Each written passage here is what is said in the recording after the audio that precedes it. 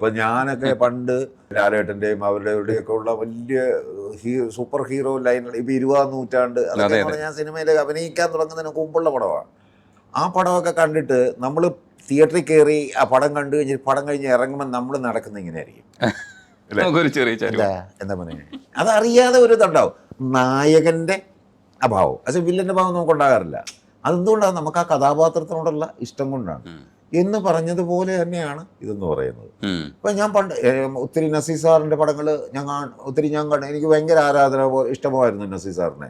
ഇവരെ ലാലേട്ടനൊക്കെ മുമ്പത്തെ കാര്യം ഞാൻ പറയും. അന്ന് സത്യമാഷിനെയൊക്കെ ഇഷ്ടം. അപ്പം അവരുടെ പടം കണ്ടു കഴിഞ്ഞപ്പോൾ നമ്മൾ ഇറങ്ങുമ്പോഴത്തേക്ക് നമ്മൾ നടപ്പ് നോക്കി ഇങ്ങനെയായിരിക്കും. നസീർ സാർ ശൈലി നടക്കുന്ന അദ്ദേഹത്തിനെ പോലെ നല്ല സ്ഫുടതയോടെ സംസാരിക്കുക, അങ്ങനെയൊക്കെയാണ് നമ്മൾ പലത്. ഈ മലയാളമൊക്കെ ആണെങ്കിൽ ഇമ്പ്രൂവ് ചെയ്യാനായിട്ടുള്ള കാരണം അതൊക്കെയാണെന്നാണ് അതിനകത്തൊരു വലിയ കാര്യമാണത്. പക്ഷെ അവിടെ നമ്മൾ ഇമിറ്റേറ്റ് ചെയ്യാനല്ല ശ്രമിക്കുന്നത്, നമ്മളത് ആകാനായിട്ടുള്ള നമ്മുടെ ഉള്ളിലെ താല്പര്യമാണ് അവിടെ വർക്കാവുന്നത്. ഇല്ലേ?